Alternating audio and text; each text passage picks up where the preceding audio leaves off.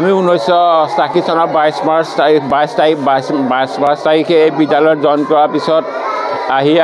আমি যেতিয়া ইয়ালৈ স্কুললৈ আহিছোঁ তেতিয়া ৰাস্তা পদূলি নাই আমি কেইবাখন নদীত নাৱত পাৰ হৈ আহিবলগীয়া হৈছিল ৰাস্তা পদূলি বিৰিঙা মুঢ়া মাজে মাজে আমি আহিবলগীয়া হৈছিল কেতিয়াবা আমি খোজকাঢ়ি আহিবলগীয়া হৈছিল তেনেকৈ আহি এতিয়া শেষ মুহূৰ্তলৈকে ৰাস্তা পদূলি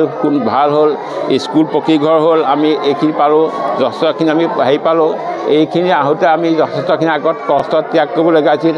আৰু অতি ছাত্ৰ ছাত্ৰীসকল মোৰ তেতিয়াৰ পৰা সমূহৰ পৰাই অতি মৰমৰ ছাত্ৰ ছাত্ৰী আছিল এতিয়া গোটেই ছাত্ৰ ছাত্ৰীখিনি জ্যেষ্ঠতা হৈ পেলাই বিভিন্ন জেগাত কৰ্মৰত অৱস্থাতো আছে তেখেতসকলে এতিয়াও বৰ্তমান মোৰ ছাত্ৰ ছাত্ৰীখিনি মোৰ মৰমৰ আৰু অতি প্ৰিয় সেইক্ষেত্ৰত তাৰ প্ৰমাণটো আজি আপোনালোকে নিশ্চয় পাইছে যে ইমানেই ছাত্ৰ ছাত্ৰীসকলক মই কোনো কাৰণত হেৰি কৰা নাই মাৰ মোৰ কোনো নাই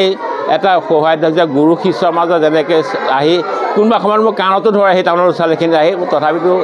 কোনো মাৰ হেৰি নকৰে সেইখিনিকে মই ইমানখিনি তেনেকৈ কৰিলোঁ সেয়েহে আজি তাৰ প্ৰমাণটো আজি ছাত্ৰ ছাত্ৰীসকল দিছে এইখিনি পাই মই নিজে আপ্লুত হৈছোঁ যদিও দুখ লাগিছে এই দুখখিনি মই পাহৰি গৈছোঁ তাৰমানে আজি আপোনাৰ এই বিষয়টো আৱেগিক এটা কথা হ'বলগীয়া ছাত্ৰ ছাত্ৰীখিনিক মোৰ তাৰ কথাখিনি মনলৈ অহা নাই ক'বলগীয়া পাহৰি গৈছোঁ তাৰমানে কথাখিনি তথাপিতো মই এইখিনি যথেষ্ট আৱেগিক হৈছোঁ ছাত্ৰ ছাত্ৰীখিনিৰ লগত লৈ পেলাই এইখিনি কৰাৰ ক্ষেত্ৰত মই যথেষ্ট আনন্দিত আৰু বৰ হেৰি হৈছোঁ তাৰমানে আপ্লুত হৈছোঁ ছাৰ যাবগৈ কাৰণে কান্দিছা নি ছাৰ যাবগৈ কাৰণে আমি কান্দি আছোঁ ছাৰ যোৱাগৈ কাৰণে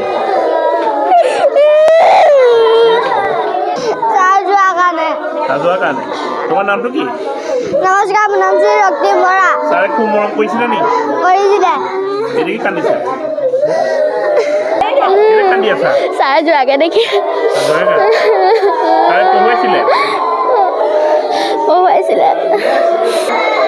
হয় আমি আজি খুব আৱেগিক আমাৰ আজি প্ৰায় সুদীৰ্ঘ 36 বছৰৰ আমাৰ জিতেন বৰা ছাৰে এই বিদ্যালয়খনত পাঠদান কৰি